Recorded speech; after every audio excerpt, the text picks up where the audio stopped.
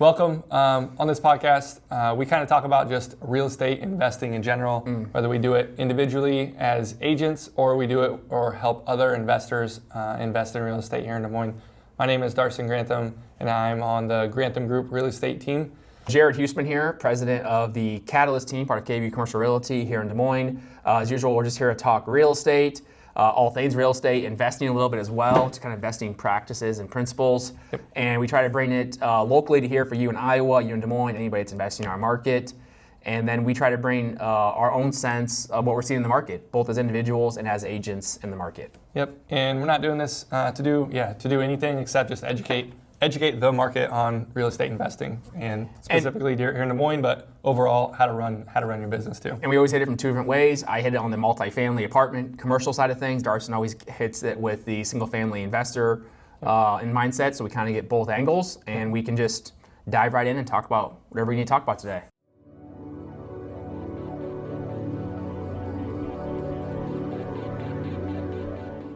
It's really important when you're an investor to understand, are you going to take an active or a passive role? And I had this conversation even this last week with someone else that we were talking about doing a market update once a month. And the gentleman said, why should I do a market update once a month? Nothing changes every month. And I said to him, nothing changes every month, but everything changes in a month. Yeah. And I said, it's funny how fast when things do change, they change very quickly. So I bring this up for a reason. Look at Ukraine. I mean, in 2 weeks, the whole world has changed. So when you're investing, whether it's in stocks or in real estate, understand, are you taking an active role or a passive role? Because if you're taking an active role, you need to be watching all these things that could potentially affect your investment. However, if you're taking more of the hands-off passive approach, whether it's limited partnership and a syndication, or the pure just, I'm going to let this property sit and pay itself off for 30 years and I have no desire to really have any ups and downs in it, then you can be a little passive and not watch the news as much. Right. But if you're active, you need to be watching these things on a consistent basis. And so a part of me says that's like timing the market, right? Mm-hmm. And you should never try to time the market. And I would argue that in stocks, timing the market is really tough. We've talked about this in previous episodes. There is a small percent chance that you know something that smarter people don't know, right, that are doing this every single day.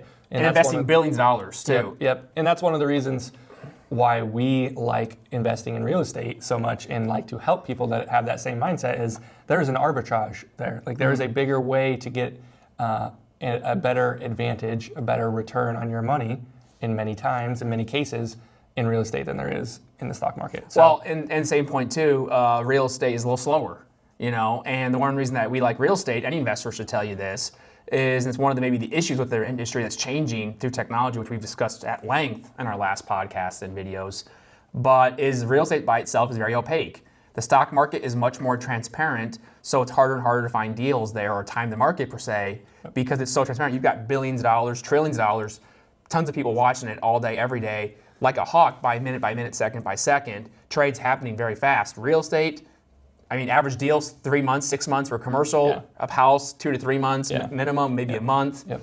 So the market moves slower, that creates more opaqueness to the market, which also means there's more potential to find deals, which is what everybody likes to have. So that's part of the reason that you may like it. It moves so slow you can react. Right.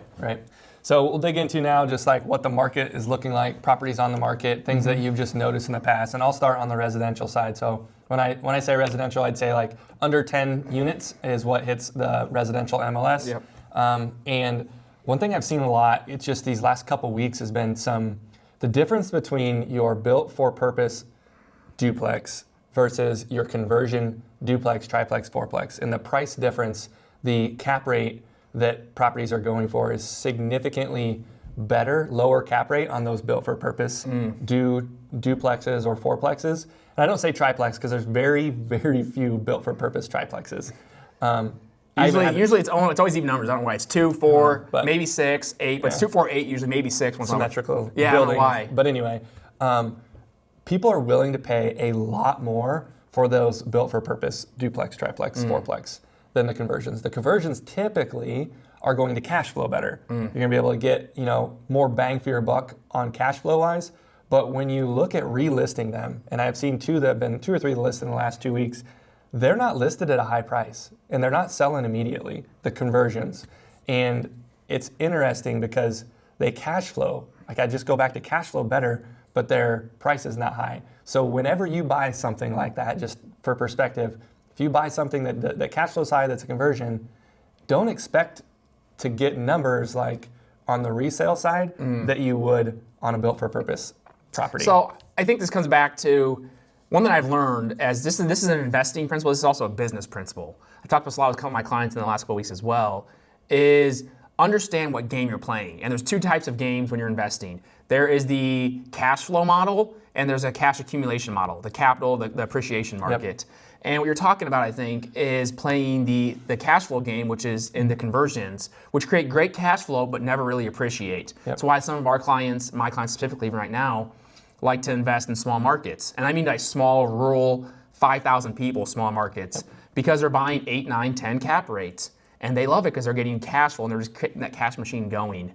Now, I think the reason the duplexes are going where they're going, from what I can tell, is that people are trying to get the best of both worlds there. They're trying to play the cash flow game and get some appreciation as well. Yep. And that's something I can say for the apartment market. We've been seeing that quite often for apartments in the last 12 months, 18 months. Yeah. We're seeing a lot of that investor who's trying to play a little bit of both, toe in kind of both. And to good or bad, both work. It's just a matter of know which game you're trying to play and why. And I would say just having the mindset when you're buying those conversions, they're not going to resell at a price that you think based on their cash flow. Right. It's going to be a significant hit. So look at the cap rate that you buy it at, and if you bump rates and you significantly improve the property, just don't expect the same cap rate or don't expect a much lower cap rate than what you bought it for. Right. Well, the other thing about that I would say is, this is something I've advised my clients on before, is whenever you're buying something, do something I call earn the return. And it's just basically saying, ask yourself, am I earning the return I want, but also why am I doing it? So I'm just gonna say from experience personally as well, from owning duplexes built as duplexes and also owning conversions tend to be more management, more maintenance. So I'm earning the return. I'm getting a higher return on that, but it usually means more maintenance, more management, a little more hand holding, and that's just what it's gonna take. So again, I always encourage a lot of my clients that if you're gonna get potentially a above average cap rate in the market right now, 2 or 3 points above what's the standard maybe selling cap rate, ask yourself why. Am I getting it because I'm smarter than someone else, or because I'm dumber than someone else, or am I doing more work than someone else? Yeah. And usually it's one of those three things. I'm either smarter, dumber, or I'm doing more work. Yeah. And it could be a mixture of all three sometimes. Yeah. That makes sense. So I think this ties really nicely into what we want to talk about our theme for today, which is just working with buyers, and both of us have a lot of buyers. Yep. As every agent. Every agent does. Has way more buyers than sellers. Right. And we're talking about how you as a buyer can potentially stand out in the market right now and with agents. Yep. I think that's going to be our theme. The biggest thing I can say right now is, this is going to sound harsh, but I'm going to give you the cold hard truth. We all like deals, so stop calling us saying you want deals. I have everybody in the world, if I were to sell you a piece of real estate for $800,000 and it's worth $1 million, today appraised, I can sell that thing 20 times over all day long. Yep. So whenever investors call me or buyers and say, hey, look, I want to get deals, great. We all know real estate's a great way to create wealth. It's been that way for a long time. It's why a lot of people want to get into it.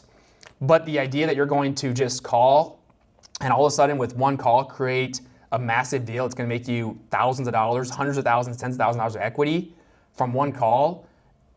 I'll be honest, like, go out and play the lottery. You'd be better off putting your money into that than wasting time on the phone. Yeah. I think there's just a right and a wrong way to do it, right? So like, you can call and ask us for deals, but be very specific on what a deal means to you, and then how much of that we see. Try to figure that out. Well, I personally always, my favorite thing to do is when an investor comes to me and says, hey, Darson, I'm looking for a property. What do you have? These are my criteria.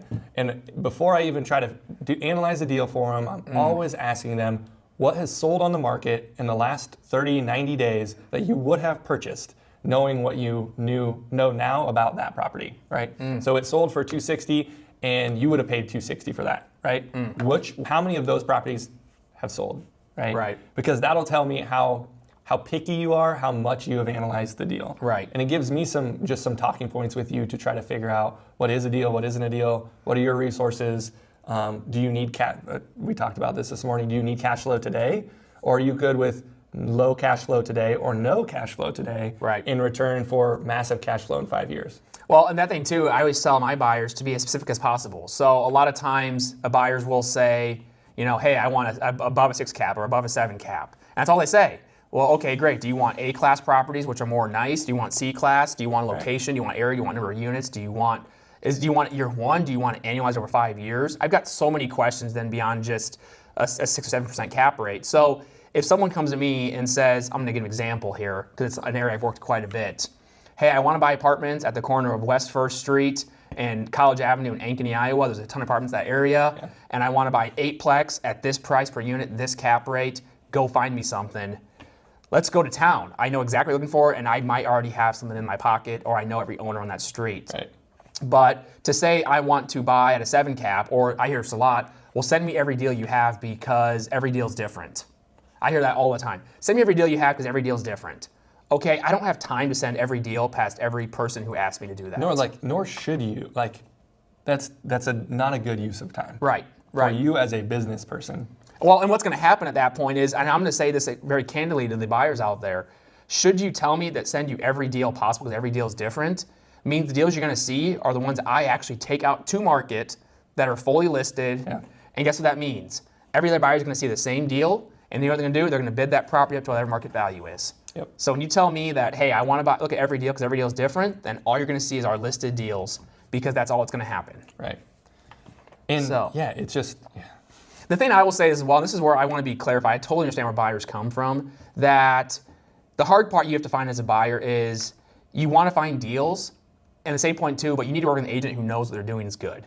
Because if you talk to an agent and you say, a normal agent, let's just say, of commercial, residential, both, and say, I want to find a deal, that agent might get really excited and say, okay, great, let's work together. Let's go look at 10 Let's go properties. together. Yeah, it's actually funny. The agent you want is the one that's going to ask either clarifying questions or say, I don't have time for that.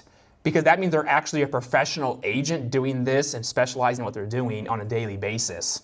If you get the generalist agent who just says, okay, great, I'll add you, let's list, or let's go buy deals, you're probably getting a generalist agent or you're getting a new agent who hasn't learned how to qualify who they're talking to. Yep. So it sounds weird, but when you make these calls to agents, figure out which agents you want to work with.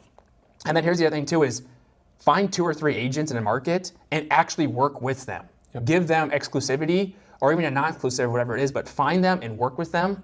And this is the weird thing I say a lot, but especially for guys like us that are busy, is advice again to all of you is call your agents. I don't always have time to call all of my list. I try my best to. I try to send all my database as long as possible. I think my current database is 600 to 1,000 people. Yeah. I can't call everybody every day of the week to know exactly what you're looking for, what you're buying. Yeah. So if you call me once in a while and say, hey, Jerry, just want to let you know I'm looking for this, or I just went into a 1031 exchange, or hey, by the way, I just got some cash, or uncle just died and I have money, whatever it may be. If you call me, even if you just call me your new investor, hey, just want to make sure I'm keeping you in mind, Jared. I really love to buy something the next 6 months or 3 months. Yep. Call me once a month with that. I'm okay with that. Don't call me every day asking for this, but it's okay to call and check in as well, and you're much more likely. Squeaky wheel gets the oil. Yep. I can't even count how many times that's been the case, honestly, of deals that I've done or sent out to someone simply because I just talked to them in the last week, not because they've done business with me, just because they were on my mind. And when in previous careers that I've had, that's one thing that we live by is if you just put your name in front of somebody more often, you're going to get more calls from them, or you're going to get more business from them.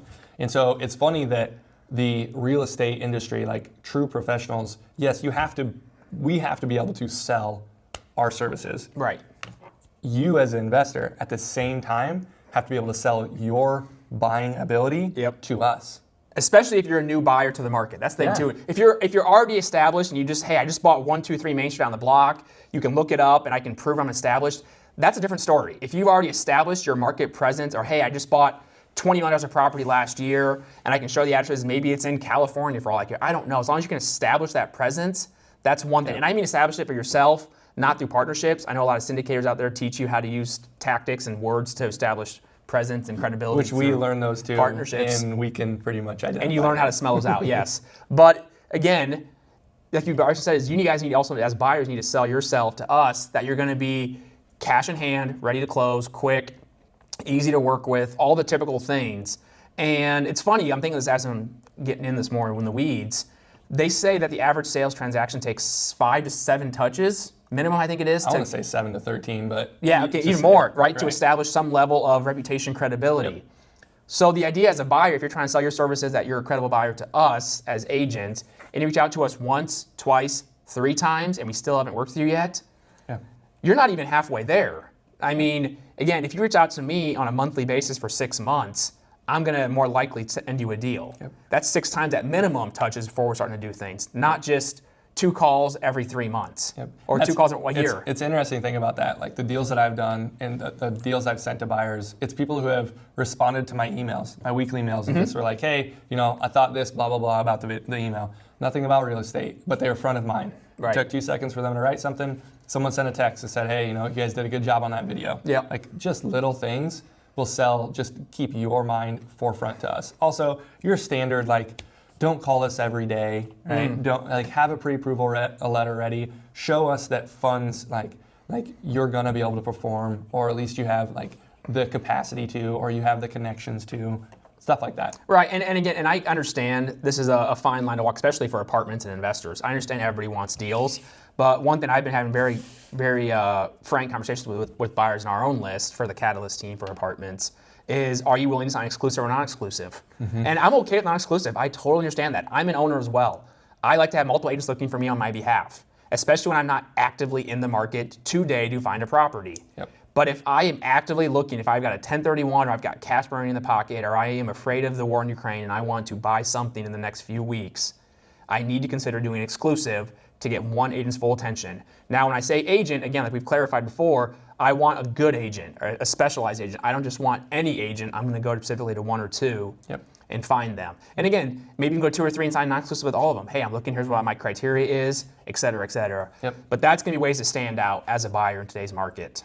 The exclusive, and you can write that in many, many different ways, right? Like you do exclusive only on market exclusive, right? You can do only in this town exclusive, right? So only Des Moines proper, anything outside of Des Moines. So be creative. Time frame. Time frame. Be creative as an investor when you're talking to an agent and say, hey, I want to sign an exclusive with you. This is what I want it to say. Will you do that, right? And the agent might say yes, might say no. One thing we've been doing, to your point, I love it. I brought up a new point I didn't mention. We're doing exclusive now for all of our clients that are our top clients who would like to be buyers.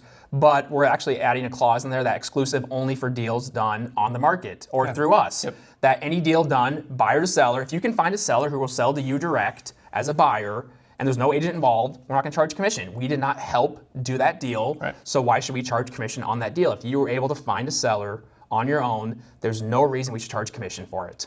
Now, with that being stated, being very candor, we spend thousands of dollars a month as a team in marketing and many hours a week prospecting for deals, talking to sellers. So if you do find a deal faster than we do or better than we do with our experience, our knowledge base, our speciality, then congrats to you, because this is our job, is to find deals every day. And again, every agent, it depends on the agent on if that's their sweet spot, how they handle exclusive. So just dig in further. They're a really good tool to use. Really good. The 7-touch thing, it probably cuts that in half or even less if you sign an exclusive with an agent. I would agree with that. So you can fast forward those number of touches. Well, and again, and back to the exclusive thing, or even just being ready to work with them. We had a buyer the other day sign exclusive with us, and I think it was about 2 weeks now. We've communicated probably 5 times. I've sent him a couple of deals he's had. He's got his feedback. We've back and forth on things.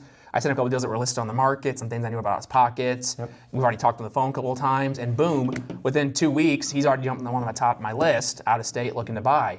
And so again, but he signed exclusive, so he automatically jumped in the list. It's just how that works. The other thing, obviously, if you're a buyer, the other thing I can say confidently is if you're a previous client of one of ours, I think you're going to jump on the list. If you've shown you're easy to work with, you're credible. The other thing I say, this sounds weird, but if you are a buyer and you look to make this a very long-term or a full career as an investor, sometimes understand you might need to lose a battle to win the war. And sometimes that may mean just buying a deal with us, just get on our list. Go buy a house with Darson that just makes you a little bit of money. Not a lot, but a little bit. Buy apartment complex, it just makes you a decent return, but not a lot. I know it sounds weird and counterintuitive, but if you build that relationship up with a good agent or a couple of good agents, you're more likely to just have mediocre wins in the beginning, but long-term success by winning the war. Yeah, there's no question that just getting a deal done with someone builds such a relationship. First of all, you'll want to know if you want to work with that agent again. Absolutely. Right? Like, 100%. You'll know real quick when you do a deal, even if it's a small one or a minuscule one, if you like the way they did business with you or not, right? Right. Secondly, you instantly just get to the top of the, hey, will they perform? Should I send them this off-market deal? There's no question. And in general, that is a good way to start investing, is to dip your toe in, right? So if you think about, I like to relate, stocks to real estate and real estate to stocks, is like, you don't go take your entire, cash savings that you have not invested in anything into a stock and you just put it into Coinbase, whatever. Like, I don't care. Any one stock. Right. You just don't do that. You dollar cost average in. You kind of buy a little bit here and there. Right. Real estate's tough to dollar cost average in. Yeah, but you can go buy a duplex where your downside is really small. Right. Or not necessarily a duplex, just a smaller, smaller apartment building that it's not a crazy big deal, but it's a good solid deal.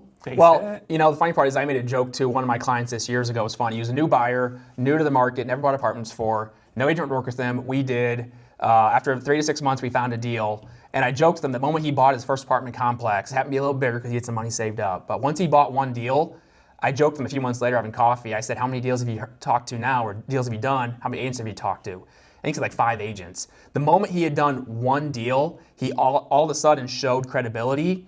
And every other agent out there who specializes in apartments or tries to specialize was calling him instantly saying, you just bought this deal? I got another one for you. Check this one out, blah, blah, blah, blah. So it was funny how, as a new investor, no one trusted him. But once he showed credibility on closing on one deal, within 6 months, on this one transaction, we looked at 6 other deals within a block of the same property. Yeah. Within a year, he had bought in 3 more properties on that same block, and we had spent 6 months trying to find one property to buy. Yeah. Within a year, he bought 3 from after the first one. Yeah. It was just amazing how it worked because, again, he showed credibility, a willingness to close, and the funny part is, this is I tell all clients as well, back to not using agents even. Once he bought it, the neighbors actually were the ones calling him half the time saying they would consider selling. It was funny, it wasn't even agents. Some of the deals he's done were actually straight seller to buyer without any agent involved because the seller said, hey, I saw you just bought the property on the street. We're neighbors. If you ever want to buy mine, love to talk to you. Yeah. And that does happen a lot more here in Iowa than it will in some of the maybe coastal regions.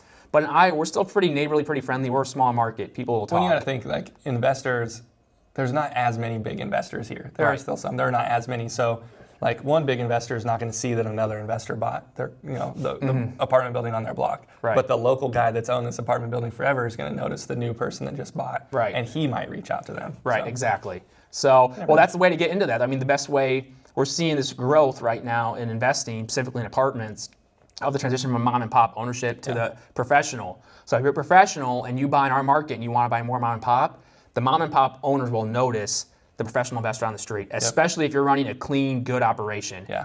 Careful though. Careful though. I know a couple of professional ones who have done a bad job of managing mom and pops, have actually run mom and pops into the ground further, and now every mom and pop in the neighborhood hates that professional investor. Yep. So be careful with that one as well. Make sure you can perform. Yep. Reputation matters a little bit. Yep. Well, reputation matters because it's what's going to carry you through downturns. It's one of Warren Buffett's favorite things is protect reputation. It's what will carry you through downturns. Yep. We work with that philosophy daily in our business. So it's not that we don't like buyers. Like, we have to have buyers. Right. Like, buyers need us. Like, that's a thing. But we want to make that relationship the best as possible. Right. That's kind of why we talk about it. So. And again, and I don't mean to discount buyers. I love buyers. It's how I built up my whole business, is off buyers originally. But understand that everybody likes a deal. That's all I'm going to say. So if you're a buyer that just wants a deal, then understand you are one of 7 billion people in this world who all wants to have a deal. I don't care whether you're getting a deal on gasoline at the pump right now or you're getting a deal on a $100,000, $1 million apartment complex. Everybody wants a deal. I get it. Find a way to stand out. Yep. Get a little bit more clear. Yeah. Which is our job too, to help you do that. So we'll wrap this up. Again, my name is Darson Grantham here at Keller Williams. I kind of primary work in the smaller multifamily and residential markets. Building a team here at Keller Williams. We did, $12 million last year, which is, we're pretty excited about that and trying to match that again this year, plus add on some. If you want to get in touch, you can email me, shoot me a text. Our phone number will be below, and reach out on any of the social platforms. We'll be there too.